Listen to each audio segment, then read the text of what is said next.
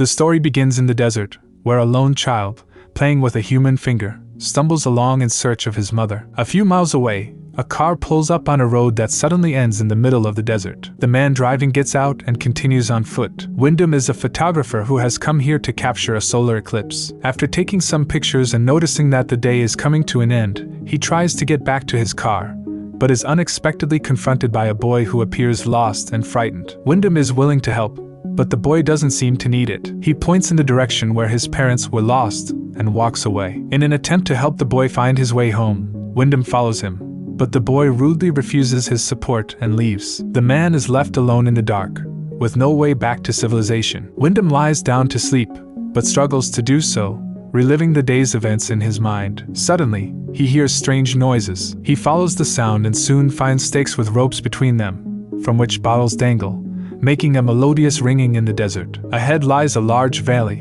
and at the bottom of it is a wooden house, around which a woman walks, singing a song. Wyndham calls for help, but she enters the house as if she does not hear his pleas. He finds an iron ladder to climb down and begins to descend, but the ladder only goes halfway down the valley, and from there, it is just a simple rope ladder. Wyndham overcomes them both and approaches the house. He knocks on the door insistently, but gets no answer. So Wyndham opens the door anyway and enters. The woman standing by the stove greets him calmly, as if she has been waiting for him to arrive. She offers him dinner, and despite his refusal, she serves him some soup and sets it on the table. Wyndham is grateful for her hospitality, but continues to ask questions about how to leave this strange place. He tells her about the boy he met and asks for water. The woman, whose name is Alina, suggests that he rest until morning, and Wyndham gratefully accepts her care. He lies down on the bed she points to, watching Alina tidy herself up and noticing that she is young and beautiful. The next morning, he packs his things and heads outside,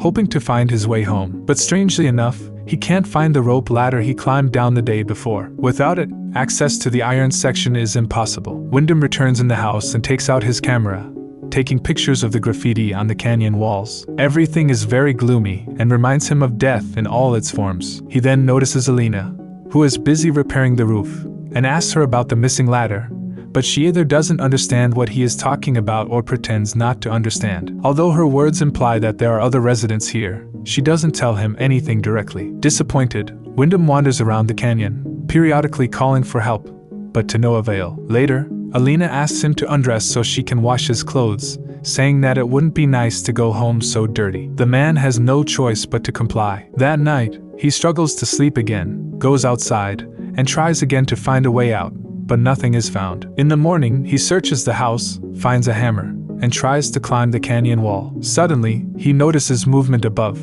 and then a chicken carcass falls, causing him to lose his balance and fall. Wyndham regains consciousness in the darkness. He hits his own hammer on his leg and screams in pain. Alina rushes to his aid, but she doesn't answer his questions about the children he saw on the cliff. For days, he goes in and out of fever, unable to tell day from night, unsure if he really sees children around him. But the day of recovery comes. Wyndham limps and makes his way outside. He asks Alina to tell the children above to pull him out, but she pretends not to understand. She offers to stay, promising to watch over him and ensure his safety. But Wyndham doesn't need that. He wants to go home, to his work. He rudely pushes Alina away, refusing any help. The man examines his leg and realizes that it will be a long time before he can fully use it. Suddenly, he hears voices from above and looks up to see the boy holding a little girl's hand. The two cheerfully ask how they can help, and upon learning that Wyndham wants to climb, the boy promises to bring ropes and pull him out with his winch. But before he leaves, he asks a rather odd question about Wyndham's favorite color. Wyndham replies that it is red and begs them to hurry. The boy and girl leave, and Wyndham checks his wallet in his pocket, not intending to return for his other belongings. Suddenly, a rope falls from above, and the same boy advises him to tie himself up tightly, which Wyndham does. They begin to pull it up, and the man actually expects to be rescued, but about halfway through, the rope stops. Wyndham, dangling over the ravine, screams, and then tries to climb the rope himself, but lacks the strength and ends up hanging helplessly in the harsh sun. He regains consciousness from the dampness, but when he looks up, he sees the boys spraying him with their hose, mocking the helpless man. Several other children appear on the cliff, ranging in age from very young to older teenagers. They are all wearing clothes that have clearly been taken from other people and are acting inappropriately. They taunt Wyndham and begin swinging the rope, causing him to crash into the canyon walls, and he instinctively calls out for help to Alina. He sees the woman screaming angrily at the foolish children and loses consciousness after another blow to the wall. That night, he wakes up in bed and immediately tries to get up. Alina doesn't understand where he's going, but Wyndham is willing to do anything to escape. The woman explains that the children are homeless and are huddled in the desert together, trying to survive as best they can. Neither of them notices that while they're talking, the children are standing on a cliff, watching the windows of a house burn. The next day, Wyndham watches Alina release a bird and envies its ability to fly. The woman brings him an extra set of clothes from somewhere, and although he didn't ask for them, he is touched by her care. Time passes. One day, Wyndham plants a small garden at the bottom of the canyon. Every now and then, the children bring them various things, food and drinks, which surprises Wyndham since there are no shops around. He does not understand their behavior. First, they feed him, then they make fun of him.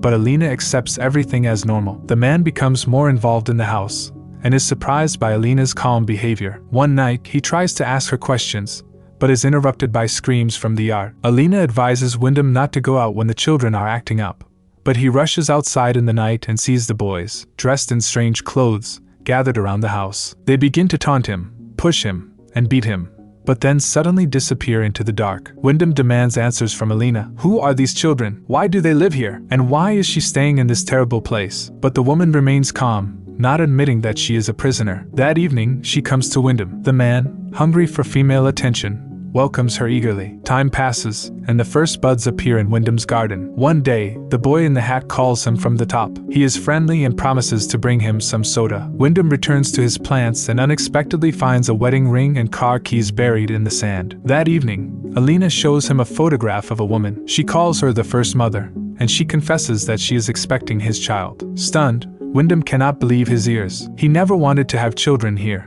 especially with a woman he barely knows. He yells at Alina, but has no choice but to accept it. The next morning, he finds his garden destroyed by local birds, but Alina willingly helps him replant, earning his gratitude. Gradually, life in the house begins to take on some semblance of order. Alina runs the household, and Wyndham exercises, working on his leg. One day, the boy in the cap visits again. He is very curious and asks Wyndham many questions. Wyndham asks him to help Alina, because she is going to have a child, and they will need a doctor. The man asks the boy to bring some rope and something heavy to use as a counterweight. He plans to go out and take them to town, where he can take care of the woman and the boy. The boy promises to do everything while everyone is asleep or absent, but then one of the older boys appears and takes him away. Later, Wyndham tells Alina that the boy wants to study, that he is smart and different from the others, and that he wants to live differently. The man wants to help him, and her, but Alina reacts strangely. She tries to figure out what exactly Wyndham is missing here. When he mentions freedom, Alina is puzzled. After all,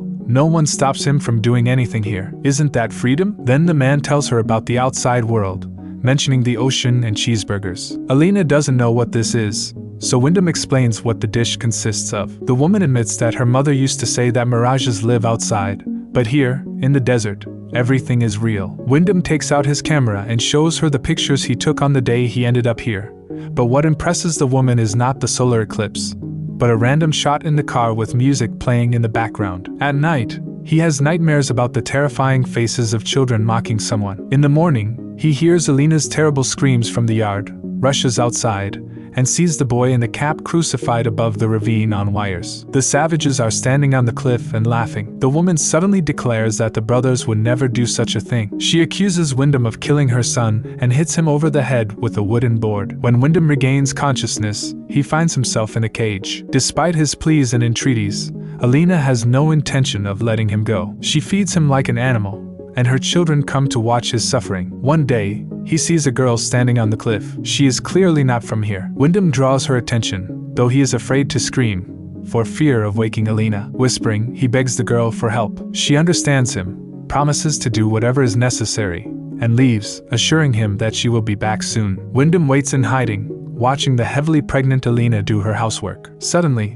he hears screams and sees the savages grab the girl. They drag her to the cliff and kill her before his eyes. Time passes. Wyndham remains in the cage. He involuntarily witnesses an unnatural ritual performed by Alina, her children, and her siblings. One day, he suddenly tells Alina that he wants to stay here forever, to raise his child and love Alina, who will become his queen. The child will know everything he knows and is ready to sacrifice himself completely. This is his choice. But at the word choice, the woman laughs. He never had a choice. He is just a seed that the wind carried here, and this child is hers alone. The man will remain in the cage until the child is born. After that, nothing is lost in the desert. Finally, the day of birth comes. Alina screams in the house as Wyndham paces up and down the cage. The woman reaches him, begging for help, as she has never experienced such a difficult birth before. She releases the man from the cage, and he does his best to ease her pain. The children stand on the cliff, watching what is happening. Suddenly, Wyndham sees a ladder coming down from above,